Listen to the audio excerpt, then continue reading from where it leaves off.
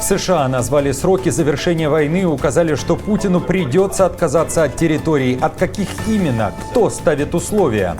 Зеленский предупреждает об опасности для Европы со стороны Беларуси. Что произойдет в республике уже этим летом? А мы задолго знали об этом. Узбекистан и РФ увеличивают товарооборот. Речь о миллиардах долларов. Чем торгуют Москва и Ташкент? Доносчики на службе МВД в Казахстане хотят, чтобы граждане сами стучали на правонарушителей на дорогах. Папа Римский не выйдет на воскресную проповедь. Ватикан заявляет, понтифик в больнице. Досмотрите. Всем привет! Время Прядко. Коротко, четко и по делу о том, о чем говорят в мире. Буду благодарен вам за вашу обратную связь в виде подписки, комментариев и репостов. Возможно, вы захотите оставить лайк. Также под каждым видео жду ваших ответов на мои вопросы. Время начать. Трамп за месяц сделал больше для Украины, чем Байден за 3 года. Такое заявление сделали в администрации Трампа. Там буквально акцентировали внимание на рекордных темпах работы по урегулированию войны. Спецпредставитель США Кит Келлог говорит, что Трамп смотрит на войну с точки зрения гуманности и оценивает жертвы среди украинцев как катастрофические. В 3 раза больше, чем США потеряли в Корее и Вьетнаме вместе. Келлог уверен, ждать годами нельзя. Война должна закончиться быстрее. Он дает 180 дней на активные переговоры. А в команде Трампа уже разделили роли. Один представитель отвечает за Украину и Европу, а другой за Россию. Кроме того, Келлог заявил, что Путину придется пойти на территориальные уступки. Знаете, на мой взгляд, это должны быть такие вещи, как территориальные уступки. Некоторые из них, конечно, нереалистично ожидать, но это может быть территориальные и субтерриториальные уступки. Это также может быть обязательство отказаться от применения силы в будущем. С политической точки зрения, он не собирается сокращать свои вооруженные силы, но, надеюсь, мы добьемся того, чтобы он принял меры, которые ему не по душе. Что я имею в виду? Например, прямо сейчас мы пытаемся разрушить его нынешние союзы. У него есть союз с Северной Кореей, которого раньше не было. У него есть союз с Ираном, которого раньше не было. У него есть союз с Китаем, которого раньше не было, имея в виду ситуацию 4-летней давности. Министр обороны Пит Хексет предупредил, Путин готовится объявить о победе в войне против Украины, независимо от реального положения дел. По его словам, героическое сопротивление Украины и ее союзников сорвало планы Кремля захватить всю страну. Но это еще не все. В США не исключают возвращение Украины к границам 2022 года, но также говорят о реализме и реалиях в вопросе восстановления границ 2014 года. Путин готовится объявить о победе, несмотря на реальное положение дел. Этого можно ожидать, независимо от того, каким будет результат. К счастью, храбрость украинцев и союзников, которые стояли рядом с ними, особенно в начале войны, сдерживала и победила Путина от достижения того, чего он хотел, а это была вся Украина. А что вы думаете об этих разговорах, о том, какие земли кому должны достаться? Напишите, пожалуйста, об этом в комментариях. Тем временем Зеленский бьет тревогу. Россия готова отправить войска в Беларусь. Это угроза Украине и Европе. Он уверен, что этим летом Россия перебросит войска в Беларусь под предлогом учений. Зеленский призвал Европу создать собственную армию и намекнул, если США отвернутся от Европы, то украинская армия может стать основой для обороны всего континента. При этом потери России Зеленский также назвал. Они огромны. 250 тысяч убитых и 600 тысяч ранены. Северокорейские военные тоже понесли потери, уверяет Зеленский.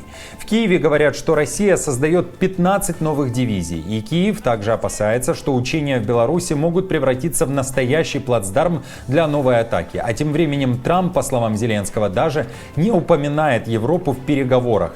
Украина же не намерена оставаться в стороне. Никаких соглашений без ее участия не будет. И сейчас Путин сталкивается с нехваткой боевых сил. Но если эта война закончится неправильно, у него окажется избыток закаленных в боях солдат, которые не умеют ничего, кроме убийств и грабежей. И это еще одна причина, почему судьбу этой войны не могут решать всего несколько лидеров. Не Трамп и Путин. не я и Путин. Никто не должен садиться с Путиным за стол переговоров в одиночку. Ни здесь, в Мюнхене, ни где-либо еще. Мы должны действовать вместе, чтобы добиться настоящего мира. Тем временем глава МИД Британии Дэвид Лэмми призвал США и Украину к тесному сотрудничеству, намекнув, что именно мощная поддержка Запада заставит Путина обратить внимание. Польша и Германия тоже не отстают. Сикорский предупреждает Трампа, уступки России откроют дорогу Китаю, а Бербак прямо заявляет, Украина должна идти в НАТО и точка. Франция тоже не молчит. Если начнется торговая война против ЕС, то Брюссель готов жестко ответить. Атмосфера накаляется, Запад демонстрирует единство, но хватит ли слов для реальных действий? Как вы считаете? Пишите в комментариях.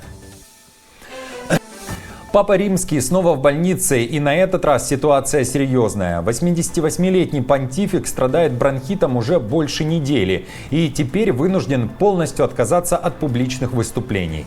Ватикан сообщил, врачи потребовали полного покоя. Франциска экстренно доставили в римскую клинику Джемелли, ту самую, где лечили Иоанна Павла II.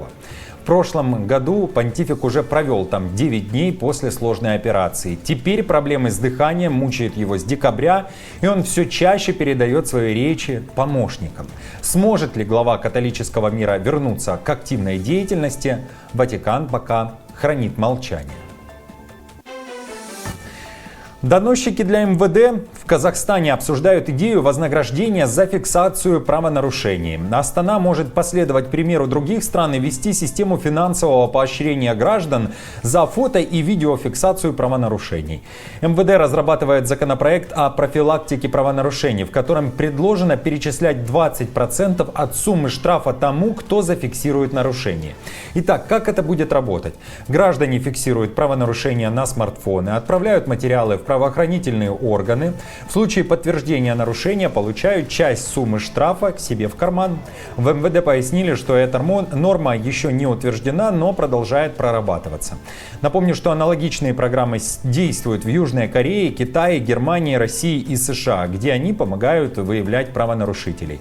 Конечно же, существуют риски и опасения, фальсификации, например, возможность подделки фото и видео, рост конфликтов, люди начнут снимать друг друга и провоцировать ссоры. Также опасность для свидетелей, возможны угрозы и месть со стороны нарушителей. Как реагируют казахстанцы? Некоторые говорят и пишут о том, что будет много конфликтных ситуаций, фиксировать нарушения может быть опасно, и также задают вопрос, а что если человек просто остановился на минуту? Друзья, а что вы думаете о такой инициативе? Пишите также в комментариях под этим видео.